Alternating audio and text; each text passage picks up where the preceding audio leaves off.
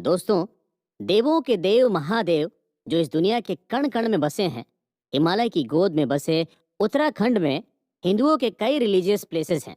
इसी वजह से इसे देवभूमि यानी कि देवों की भूमि भी कहा जाता है। इसी देवभूमि में बने भगवान शिव के ज्योतिर्लिंग को केदारनाथ के नाम से जाना जाता है। केदारनाथ हजारों लाखों शिव भक्तों की आस्था का सेंटर पॉइंट है। इस जगह पर पहुंचना बहुत ही मुश्किल है। यहाँ पहुंचने के लिए उबड़ खाबड़ और पथरीले पहाड़ों से होकर गुजरना पड़ता है। लेकिन भगवान भोलेनाथ के भक्त अपने बाबा के दर्शन के लिए हर जोखिम उठा लेते हैं। यहाँ पहुंचने के लिए 16 किलोमीटर का सफर पैदल ही तय करना पड़ता है, जिसमें 5 से 6 घंटे का टाइम लगता है। ऐसा कहा जाता है कि इस मंदिर का कंस्ट्रक्शन 5 पांडवों के पोते महाराजा जन्मेजय ने करवाया था, जिसके बाद 8th सेंचुरी में आदि गुरु शंकराचार्य ने इस मंदिर का रिनोवेशन कराया था। केदारनाथ ज्योतिर्लिंग के बारे में कहा जाता है कि ये स्वयंभू शिवलिंग है। केदारनाथ ज्योतिर्लिंग के एग्जिस्टेंस को लेकर दो कहानियां कही जाती है। केदार माउंटेन पर दो ऋषि रहा करते थे, जिनका नाम नर और नारायण था। कहा जाता है कि नर और नारायण भगवान विष्णु के अवतार थे और भगवान भोलेनाथ के परम भक्त थे। दोनों ऋषियों ने केदार पर्वत पर भगवान शिव के दर्शन के लिए तपस्या की। नर और नारायण की तपस्या से भोलेनाथ प्रसन्न हुए और दोनों को दर्शन देते हुए वरदान मांगने के लिए कहा। दोनों ऋषियों ने कहा कि अगर आप हमारी तपस्या से खुश हैं तो हमेशा के लिए यहीं पर रह जाइए। भगवान शिव जैसे ही वहां से गायब हुए, उस जगह पर एक शिवलिंग प्रकट हो गया, जिसे केदारनाथ का नाम दिया गया। दूसरी कहानी महाभारत के 5 पांडवों से जुड़ी है। जब महाभारत की लड़ाई खत्म हुई तो पांचों पांडवों अपने भाइयों की डेथ को लेकर बहुत ज्यादा गिल्ट में थे। उन पर अपने ही भाइयों की हत्या करने का पाप था। सभी पांडव इस पाप से मुक्त होना चाहते थे। उन्हें इस पाप से मुक्ति केवल महादेव ही दिला सकते थे। तब पांचों पांडव उनका आशीर्वाद लेने के लिए निकल पड़े। लेकिन महादेव पांचों पांडव से बहुत ज्यादा गुस्सा थे और वो उन्हें दर्शन देना नहीं चाहते थे। तब भगवान शिव केदार पर्वत पर चले गए, जहां उन्होंने एक भैंसे का रूप धारण कर लिया और दूसरे जानवरों में शामिल हो गए, जिससे कि पांडव उन्हें पहचान ना पाए। पांडव भोलेनाथ को ढूंढते हुए केदार जा पहुंचे, लेकिन वो भोलेनाथ को ढूंढ नहीं पाए। तब भीम ने अपना रूप बहुत ही बड़ा कर लिया और दोनों माउंटेन पर अपने पैर फैला दिए। सारे जानवर डर की वजह से वहां से निकल गए, लेकिन शंकर भगवान वहां से नहीं गए। भीम ने जैसे ही उस भैंस को पकड़ने की कोशिश की, वो जमीन के अंदर धंसने लगा। तब भीम ने उस भैंसे का ऊपरी हिस्सा पकड़ लिया। उसके बाद भगवान शिव ने पांचों पांडवों को दर्शन दिए और कौरवों की हत्या के पाप से सभी को मुक्त किया। साथ ही शिवलिंग के रूप में वहीं पर स्थापित हो गए। उसी समय से यहाँ पर भैंसे की पीठ को शिवलिंग के रूप में पूजा जाता है। दोस्तों, हर साल अक्षय तृतीया पर केदारनाथ ज्योतिर्लिंग के दरवाजे खोले जाते हैं, जो कि 6 महीने बाद देवशयनी एकादशी को बंद होते हैं। सिर्फ इन्हीं 6 महीनों में भोलेनाथ यहाँ पर दर्शन देते हैं।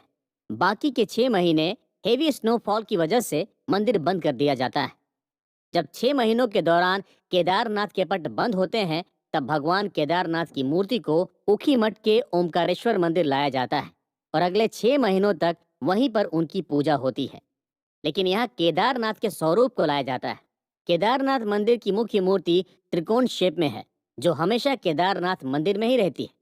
हर साल अक्षय तृतीया पर मंदिर के गेट खुलते हैं, लेकिन उनके खुलने से पहले भोलेनाथ को केदारनाथ ले जाने की तैयारी शुरू की जाती है। बड़ी धूमधाम से भगवान शिव के स्वरूप को केदारनाथ मंदिर तक ले जाया जाता है। भगवान शंकर को फूलों से सजी डोली में बैठाया जाता है। सेना का मिलिट्री बैंड रिलीजियस ट्यून्स को बजाता हुआ डोली के आगे आगे चलता है। उखी मठ से केदारनाथ तक भक्त डोली के साथ 41 किलोमीटर का सफर पैदल ही तय करते हैं। केदारनाथ में भगवान की डोली के दर्शन के लिए यहाँ भक्तों की भारी भीड़ उमड़ती है। जिस दिन मंदिर के पट खोले जाते हैं, उस दिन पूरे मंदिर को फूल मालाओं से सजाया जाता है और मंदिर में भगवान केदारनाथ का स्वागत किया जाता है। सिर्फ अक्षय तृतीया के दिन ही लाखों भक्त भगवान केदारनाथ के दर्शन करते हैं। केदारनाथ मंदिर पहुंचने से पहले भक्त गौरी कुंड पहुंचते हैं, जो नेचुरल हॉट वाटर से भरा एक कुंड है। केदारनाथ मंदिर पहुंचने से पहले श्रद्धालु गर्म पानी से भरे इस कुंड में स्नान करते हैं। गौरी कुंड में मां पार्वती का एक फेमस मंदिर है जिसे गौरा माई मंदिर के नाम से जाना जाता है। गौरी कुंड में स्नान करने के बाद पिलग्रिम्स बाबा केदारनाथ की पैदल यात्रा के लिए रवाना होते हैं। यात्रा के दौरान बम बम भोले और हर हर महादेव के जयकारों से केदार घाटी गूंजने लगती है। केदारनाथ सिर्फ ज्योतिर्लिंग ही नहीं बल्कि ये हिंदुओं के 4 धामों में से भी एक है। केदारनाथ की गिनती उत्तराखंड के पंच केदार में भी होती है।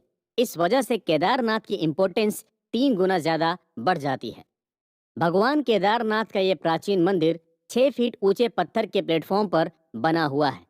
कत्यूरी स्टाइल में बना ये मंदिर हिल सिविलाइजेशन को रिप्रेजेंट करता है।